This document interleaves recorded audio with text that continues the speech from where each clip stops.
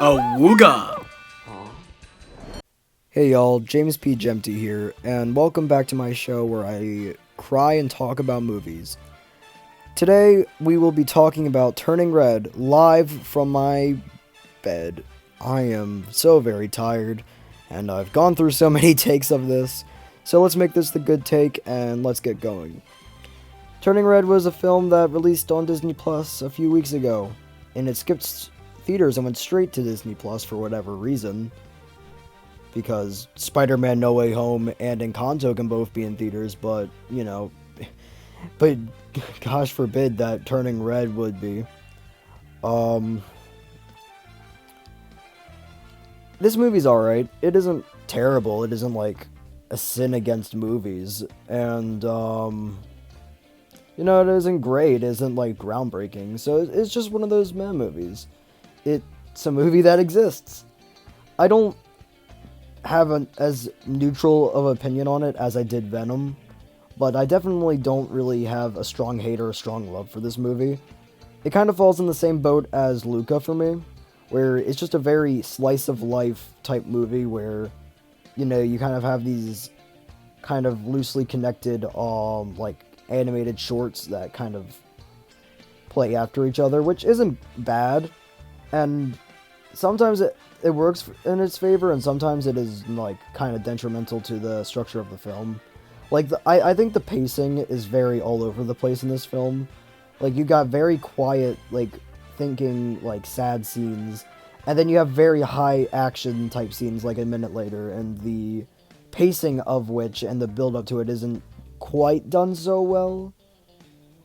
I think the biggest offender of that is the climax, where it's a mostly calm scene. Like they're at this concert for Four Town or whatever, and they're happy and they're excited. And then like a 200-foot panda breaks in and they have a giant kaiju fight. I think the pacing might be a little bit off there. The animation in this movie is just stellar. It is downright beautiful in some cases.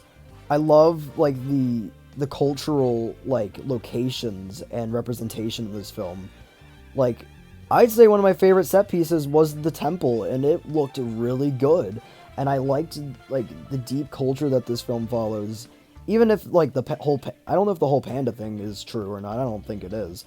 But this film's story is very, like, tightly packed. Like, okay, extreme emotions make the panda come out. Alright, this has been passed down throughout the family.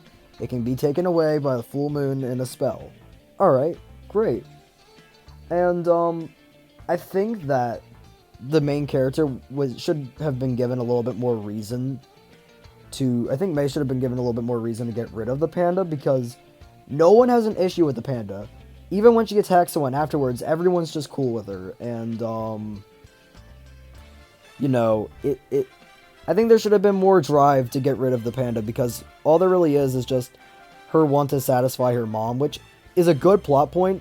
However, it just doesn't feel earned. Like, it doesn't feel like enough for her to want to get rid of this thing that has helped her earn hundreds of dollars to go to this concert. So, yeah. I say my favorite scene in the film was when her mother was just going through her ages in the forest. That was a really good scene. It was visually pleasing, and it pulled on my heartstrings. Unlike, the climax where a panda twerks at her giant mother panda. Because that makes sense. I didn't like the finale of this film. I didn't like the conclusion of it. Like, yes, all right. Everyone makes their own choice. Got it. Yep. And it's not even how the movie ends, like the note it's on. I just don't like the fact that she's walking out and then she just like turns back into a human but leaves her ears and tail and says, "My panda, my choice." I didn't particularly like that. That made me feel uncomfortable personally, but it's fine, I guess. There was this one really stupid scene. It was where this, like, security guard was getting May's mother, like, for trespassing and trying to get her pads. And May, like, transforms into the panda, right? And explodes the classroom, or, like, explodes at dust, and everyone's on the ground coughing from the explosion. I get that. But the security guard lets her mother go and starts looking like around like, huh? Whoa, where's everyone, huh? And it is really stupid. Like, I should name this my only problem with Pixar's turning red. Like, why didn't you look this way? You just start like you just like, huh? It was really dumb. I think that this movie was just, it wasn't paced too well, and it just didn't click with me. And I think that's more to the reason that this movie wasn't really made for me. It was more made for, well, obviously, females, obviously. Like, I don't mean that in any, like, bad way. Like, I am so happy that we have, like, a female lead in this movie. And the representation of culture in this movie that I really enjoyed, and, you know, I just thought it tackled a lot of topics that kids media nowadays doesn't really cover, and I liked that. But I'm not the most qualified person to talk about this stuff, so, and how accurate it is, so I'm not gonna stray too much on it, but I think that it definitely has a clear audience, and I'm just not a part of that audience. So yeah, Turning Red, I give it a 6 out of 10. It isn't that bad, and it isn't that good. It's just it's a movie that has great ideas, but it's just overshadowed by a lot of mediocrity. I think that is a good title for it, because I wanted Turning Red to be really good. I saw the trailers and I saw the art style and I was excited.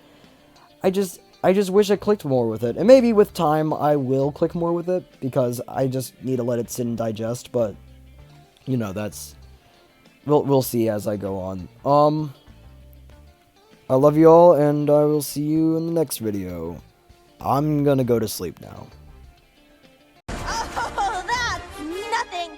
You want to see crap? What are you doing?